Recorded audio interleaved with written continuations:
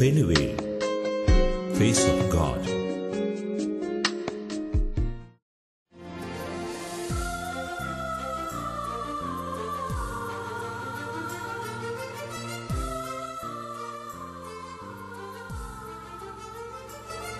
പ്രിയമുള്ളവരെ, പെനുവേൽ ഇന്ന് നിങ്ങളെ കൂട്ടിക്കൊണ്ടു പോകുന്നത് ഷാർജയിലുള്ള ഒരു പ്രാർത്ഥനാ കൂട്ടായ്മയിലേക്കാണ്.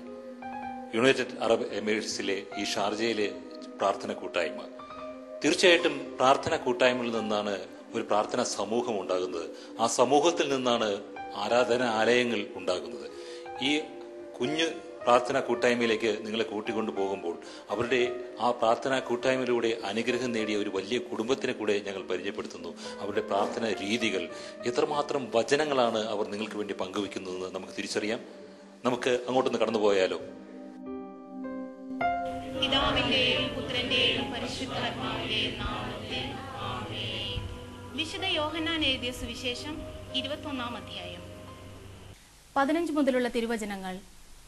അവരുടെ പ്രാതൽ കഴിഞ്ഞപ്പോൾ യേശു ശിമയോൻ പത്രോസിനോട് ചോദിച്ചു, യോഹന്നാന്റെ പുത്രനായ ശിമയോനെ, നീ ഇവരെക്കാൾ അധികമായി എന്നെ സ്നേഹിക്കുന്നുവോ? അവൻ പറഞ്ഞു, ഉവ്വ് കർത്താവേ, ഞാൻ നിന്നെ സ്നേഹിക്കുന്നുവെന്ന് നീ അറിയുന്നുവല്ലോ.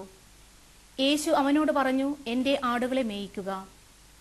2-ാം പ്രാവശ്യവും അവൻ ചോദിച്ചു, യോഹന്നാന്റെ പുത്രനായ ശിമയോനെ, നീ എന്നെ സ്നേഹിക്കുന്നുവോ? അവൻ പറഞ്ഞു, ഉവ്വ് കർത്താവേ, ഞാൻ നിന്നെ സ്നേഹിക്കുന്നുവെന്ന് നീ അറിയുന്നുവല്ലോ. അവൻ പറഞ്ഞു, എന്റെ കുഞ്ഞാടുകളെ മേയിക്കുക. അവൻ 3-ാം പ്രാവശ്യം അവനോട് ചോദിച്ചു, യോഹന്നാന്റെ പുത്രനായ ശിമയോനെ, നീ എന്നെ സ്നേഹിക്കുന്നുവോ? തന്നോട് 3-ാം പ്രാവശ്യവും നീ എന്നെ സ്നേഹിക്കുന്നുവോ എന്ന് അവൻ ചോദിച്ചതുകൊണ്ട് പത്രോസ് ദുഃഖിതനായി. അവൻ പറഞ്ഞു, കർത്താവേ, നീ എല്ലാം അറിയുന്നു, ഞാൻ നിന്നെ സ്നേഹിക്കുന്നുവെന്നും നീ അറിയുന്നു. യേശു പറഞ്ഞു, എന്റെ കുഞ്ഞാടുകളെ മേയിക്കുക. സത്യം സത്യമായി ഞാൻ നിന്നോട് പറയുന്നു, ചെറുപ്പമായിരുന്നപ്പോൾ നീ സ്വയം അരമുറുക്കുകയും ഇഷ്ടമുള്ളിടത്തേക്ക് പോവുകയും ചെയ്തിരുന്നു.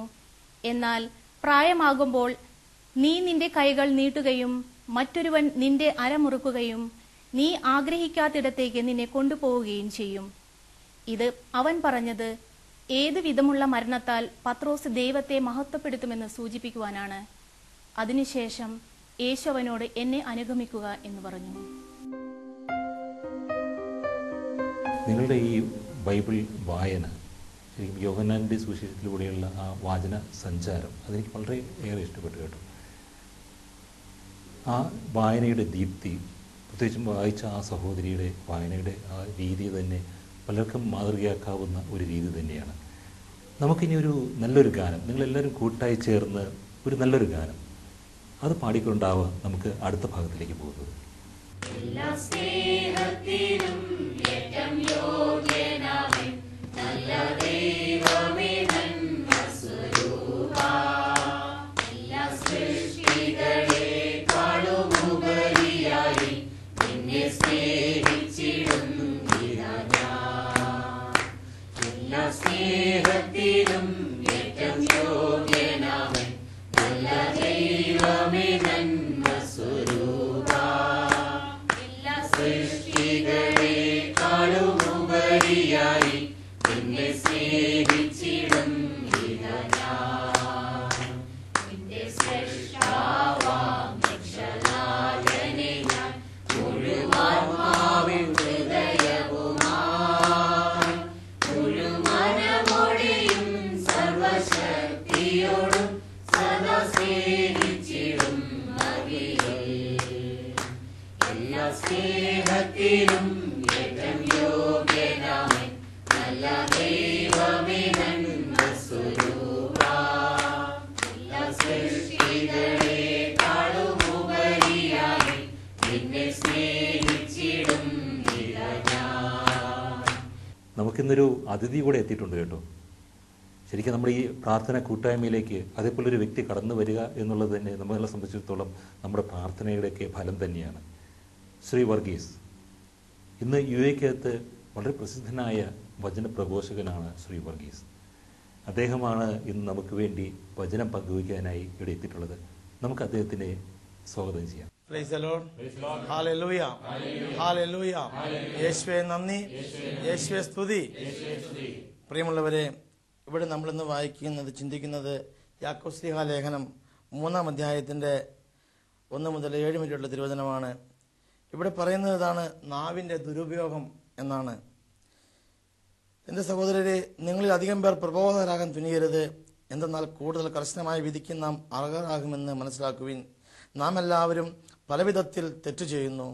സംസാരത്തിൽ തെറ്റുവരുത്താത്ത ഏവനും പൂർണ്ണനാണ്. തൻ്റെ ശരീരത്തെ മുഴുവൻ നിയന്ത്രിക്കാൻ അവന് കഴിയും. നമ്മെ അനുസരിക്കുന്നതിന് വേണ്ടി കുതിരയുടെ വായിൽ കടിഞ്ഞാൻ ഇടുമ്പോൾ അതിൻ്റെ ശരീരം മുഴുവനെയും നാം നിയന്ത്രിക്കുകയാണ് ചെയ്യുന്നത്. വളരെ വലുതും ശക്തമായ കാറ്റിനാൽ പായിക്കപ്പെടുന്നതുമായ കപ്പലുകളെ നോക്കുവിൻ. വളരെ ചെറിയ ചുക്കാൻ ഉപയോഗിച്ച് ആഗ്രഹിക്കുന്ന സ്ഥലത്തേക്ക് കപ്പിത്താൻ അതിനെ നയിക്കുന്നു. അതുപോലെ നാവ് വളരെ ചെറിയ അവയവമാണ്, എങ്കിലും അത് വൻപ് പറയുന്നു. ചെറിയ ഒരു തീപ്പൊരി എത്ര വലിയ വനത്തെയാണ് ചാമ്പലാക്കുക. നാവ് തീയാണ്, അത് ദുഷ്ടതയുടെ ഒരു ലോകം തന്നെയാണ്. നമ്മുടെ അവയവങ്ങളിൽ ഒന്നായ അത് ശരീരം മുഴുവനെയും മലിനമാക്കുന്നു. നരകാഗ്നിയിൽ ജ്വലിക്കുന്ന ഈ നാവ് പ്രകൃതി ചക്രത്തെ ചുട്ടുപഴിപ്പിക്കുന്നു. Praise the lord. ഹല്ലേലൂയ. നാവിൻ്റെ ദുരുപയോഗത്തെക്കുറിച്ച് യാക്കോബ് ലേഖനത്തിൽ ഇപ്രകാരം എഴുതിയിരിക്കുകയാണ്. ഏറ്റവും ചെറിയൊരു അവയവമാണ് നമ്മുടെ ശരീരത്തിലെ നാവ് എന്ന് പറയുന്നത്. ആ നാവ് കൊണ്ട് സംഭവിക്കുന്ന കാര്യങ്ങളെക്കുറിച്ച് പറഞ്ഞിരിക്കുകയാണ്. അതിന് ആദ്യം തന്നെ പറഞ്ഞു, നമ്മെ അനുസരിക്കുന്നതിന് വേണ്ടി കുതിരയുടെ വായിൽ കടിഞ്ഞാണിടുന്നത് പോലെ, അതിന് കടിഞ്ഞാണിടുമ്പോൾ അതിന് ശരീരം മുഴുവനെയും നിയന്ത്രിക്കുന്നത് പോലെയാണ്. വളരെ വലുതും ശക്തമായ കാറ്റിനാൽ പായിക്കപ്പെടുന്നതുമായ കപ്പലുകളെ നോക്കുവിൻ. വളരെ ചെറിയ ചുക്കാൻ ഉപയോഗിച്ച് ആ കപ്പിത്താൻ അതിനെ ആഗ്രഹിക്കുന്ന സ്ഥലത്തേക്ക് അതിനെ കൊണ്ടുപോകുന്നു. എത്ര വലിയ കപ്പലാണ്, വളരെ ചെറിയ ചുക്കാൻ ഉപയോഗിച്ച് അതിനെ നിയന്ത്രിക്കുന്നു. എന്നതുപോലെ തന്നെയാണ് ഇവിടെ പറയുന്നത്, നാവ് വളരെ ചെറിയ അവയവമാണ്, അത് വൻപ് പറയുന്നു.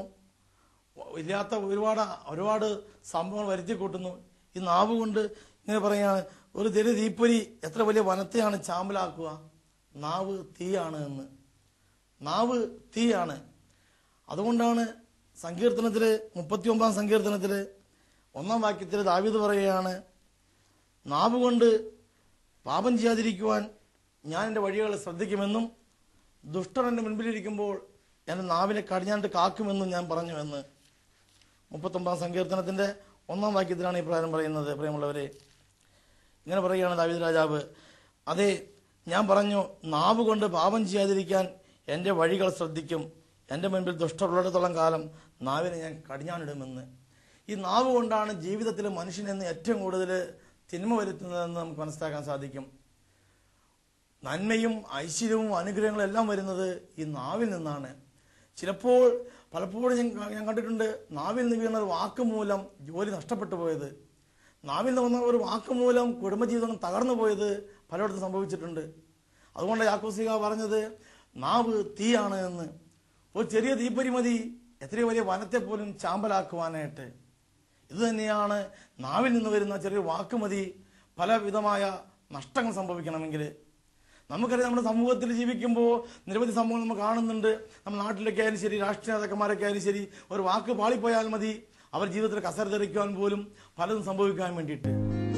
അതുകൊണ്ടാണ് ദാവീദ് രാജാവ് പറഞ്ഞത്, ഇസ്രായേൽ രാജ്യത്തെ ഭരിക്കുന്ന ദാവീദ് പറയുകയാണ്, ആട്ടിടയനായ ദാവീദിന് ദൈവത്തിന് ജ്ഞാനം ലഭിച്ചു. ഇസ്രായേൽ രാജാവായി രാജകൊട്ടാരത്തിൽ വാഴുമ്പോഴും ആ ദാവീദ് പറയുകയാണ്, ഞാൻ പറഞ്ഞു, നാവ് കൊണ്ട് പാപം ചെയ്യാതിരിക്കാൻ ഞാൻ എൻ്റെ വഴികൾ ശ്രദ്ധിക്കും. ദുഷ്ടർ എൻ്റെ മുൻപിലിരിക്കുമ്പോൾ എൻ്റെ നാവിനെ ഞാൻ കടിഞ്ഞാണിട്ട് കാക്കും. Price the lord. ഹല്ലേലൂയ. അതായത് നമുക്കറിയാം, ഞാൻ പലപ്പോഴും ശ്രദ്ധിക്കാറുണ്ട്, രാഷ്ട്രീയ നേതാക്കന്മാരൊക്കെ പത്ര റിപ്പോർട്ടർമാരുടെ കൂടെ ചെന്നിട്ട് കുഞ്ഞും ചോദിക്കുമ്പോൾ അവർ വളരെ അടച്ചു പിടിച്ചിട്ട് വളരെ ചെറിയ വാക്കുകളിലൂടെ ഒതുങ്ങിപ്പോകുന്നു. ഞാൻ പോയി വചനം ഓർക്കാറുണ്ട്. കാരണം ഒരു വാക്ക് പാളി പുറത്തു പോയാൽ മതി, എന്തെല്ലാം സംഭവിക്കും. എത്രയോ അർത്ഥവത്തായിട്ട് ദൈവജനം എഴുതി വെച്ചിരിക്കുന്നു. യാക്കോബ് പറഞ്ഞ നാവ് തീയാണ് എന്ന്. ചെറിയൊരു തീപ്പൊരി വനത്തെ ചാമ്പലാക്കുന്ന പോലെ നാവിൽ നിന്ന് വീഴുന്ന ചെറിയൊരു വാക്ക് മതി ജീവിതത്തിൽ നഷ്ടങ്ങളും കോട്ടങ്ങളും സംഭവിക്കാൻ. ഒരു വാക്ക് പറഞ്ഞതിന്റെ പേരിൽ എന്തെല്ലാം കുടുംബ തകർച്ച, കുടുംബ കലഹങ്ങൾ ഉണ്ടായിട്ടുണ്ട്, കുടുംബ ബന്ധങ്ങൾ ഛിന്നഭിന്നമായിട്ടുണ്ട്. നമുക്ക് ഒരു വാക്ക് പറയുന്നതിന് മുമ്പ് നമ്മൾ ചിന്തിച്ചു നോക്കുക, എൻ്റെ ഒരു വാക്ക് മൂലം എന്തായിരിക്കും സംഭവിക്കുക എന്ന്. അതുകൊണ്ടാണ് ദാവീദ് പറഞ്ഞത്, എൻ്റെ നാവിനെ കടിഞ്ഞാണിട്ട് കാക്കുമെന്ന്. നമ്മൾ ജീവിക്കുന്ന ഈ സമൂഹത്തിൽ നമ്മുടെ മുൻപിൽ അനവധി ദുഷ്ടശക്തികൾ, ഒരുപക്ഷെ നമ്മുടെ ജോലി സാഹചര്യങ്ങളിൽ നിരവധി പ്രതിബന്ധങ്ങൾ നാം നേരിടേണ്ടി വരും.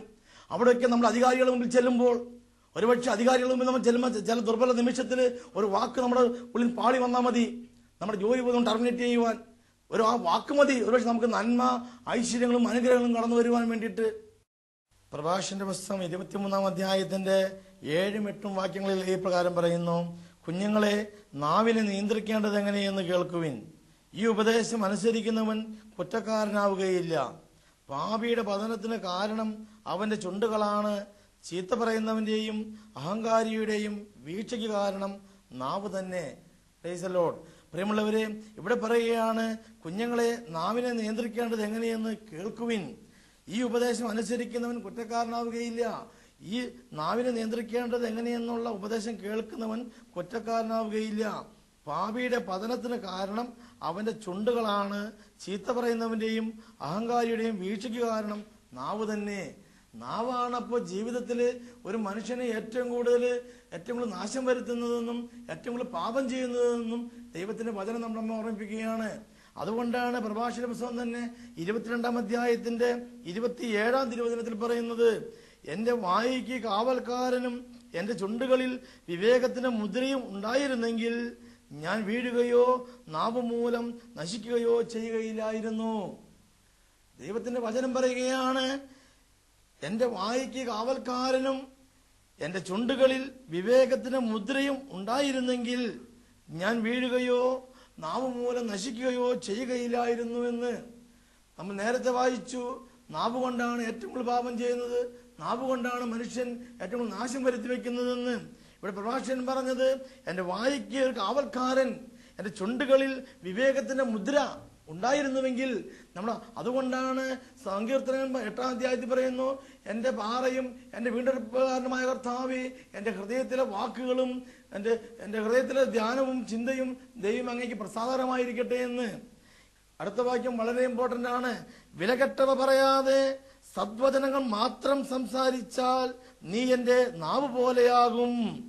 വിലകെട്ടവ പറയാതെ സദ്വചനങ്ങൾ മാത്രം സംസാരിച്ചാൽ നീ എന്റെ നാവ് പോലെയാകും. അവർ നിന്റെ അടുക്കിലേക്ക് വരും, നീ അവരുടെ അടുക്കിലേക്ക് മടങ്ങിപ്പോകയില്ല. Praise the lord. ഹല്ലേലൂയ. പ്രിയമുള്ളവരെ, ദൈവത്തിന്റെ വചനം വളരെ വ്യക്തമായി പറയുന്നു, ഒരു മനുഷ്യന്റെ ജീവിതത്തില് നന്മയും ഐശ്വര്യവും കടന്നു വരുന്നത് അവന്റെ വായിൽ നിന്ന് വീഴുന്ന നാവ് മൂലമാണ്. ആ നാവ് മൂലമാണ് അവൻ നശിക്കുന്നതും നന്നാവുന്നതും. ഞാൻ പറഞ്ഞതിന്റെ ആശയം പ്രിയമുള്ളവരെ, നാവ് തീയാണെന്നും നാവ് വലിയ ചെറിയ തീപ്പൊരി വലിയ വനത്തെ ചാമ്പലാക്കുന്ന പോലെ നാവ് വലിയ നാശം വരുത്തുമെന്നും വായിച്ച വചനം പോലെ തന്നെയാണ് ഈ കേൾക്കുന്നത്. ഈ നാവ് കൊണ്ട് ഈ പാപം ചെയ്യാതിരിക്കുവാൻ നമുക്ക് സാധിക്കും. അങ്ങനെ പോകുമ്പോൾ നമ്മുടെ ജീവിതത്തിൽ സർവ്വവിധ ഐശ്വര്യങ്ങളും അനുഗ്രഹങ്ങളും വരുവാൻ ദൈവം ഇടയാക്കും. ഹല്ലേലൂയ. Price the Lord.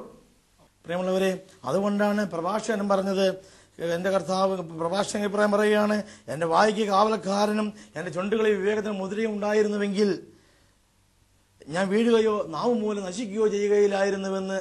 നമ്മളതുകൊണ്ട് ഇന്ന് ആത്മശോധന പരിശോധിക്കുക. നമ്മുടെ ജീവിതത്തിൽ ഏതെങ്കിലും കോട്ടങ്ങളോ പരാജയങ്ങളോ നമ്മുടെ നാവ് മൂലം വന്നിട്ടുണ്ടെങ്കിൽ, ദൈവമേ, നാളെ സംസാരിക്കുമ്പോൾ നമുക്ക് ചിന്തിക്കാം, നാവിൽ നിന്ന് വീഴുന്ന വാക്ക് തീയാണെന്നും അത് വലിയ സ്ഫോടനമുണ്ടാക്കുമെന്നും അതിൽ കൂടെ നന്മയും അനുഗ്രഹവും നമുക്ക് കടന്നു വരുമെന്നും നാശം സംഭവിക്കുവാൻ നാവ് മതിയെന്നും ആ ഒരു ബോധ്യം നമ്മളിൽ ഉളവാക്കട്ടെ.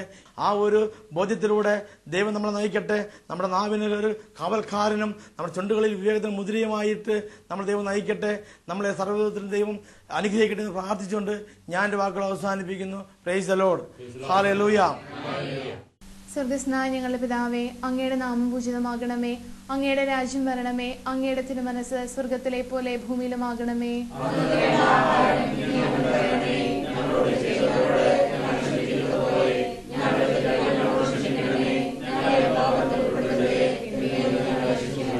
നന്മ നിറഞ്ഞ മറിയമേ, നിനക്ക് സ്വസ്തി, കർത്താവ് അങ്ങയുടെ കൂടെ, സ്ത്രീകളിൽ അങ്ങ് അനുഗ്രഹിക്കപ്പെട്ടവളാകുന്നു. അങ്ങയുടെ ഉദരത്തിൻ ഫലമായി ഈശോ അനുഗ്രഹിക്കപ്പെട്ടവനാകുന്നു.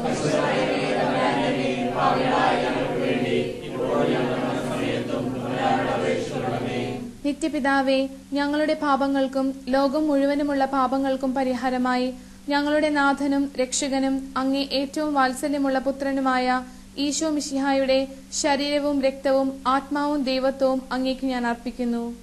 ഈശോയുടെ അതിദാരുണമായ പീഡാനുഭവത്തെക്കുറിച്ച് ഈശോയുടെ അതിദാരുണമായ പീഡാനുഭവത്തെക്കുറിച്ച് ഈശോയുടെ അതിദാരുണമായ പീഡാനുഭവത്തെക്കുറിച്ച്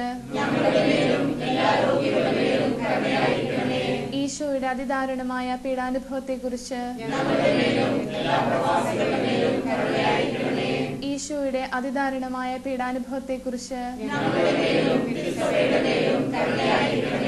പരിശുദ്ധനായ ദൈവമേ, പരിശുദ്ധനായ ഭഗവാനെ, പരിശുദ്ധനായ അമർത്യനെ, ഞങ്ങളുടെ മേലും ലോകം മുഴുവന്റെ മേലും കരുണയായിരിക്കണമേ. പരിശുദ്ധനായ ദൈവമേ, പരിശുദ്ധനായ ബലവാനെ, പരിശുദ്ധനായ അമർത്യനെ, ഞങ്ങളുടെ മേലും ലോകം മുഴുവന്റെ മേലും കരുണയായിരിക്കണമേ. പരിശുദ്ധനായ ദൈവമേ, പരിശുദ്ധനായ ബലവാനെ, പരിശുദ്ധനായ അമർത്യനെ, ഞങ്ങളുടെ മേലും ലോകം മുഴുവന്റെ മേലും കരുണയായിരിക്കണമേ.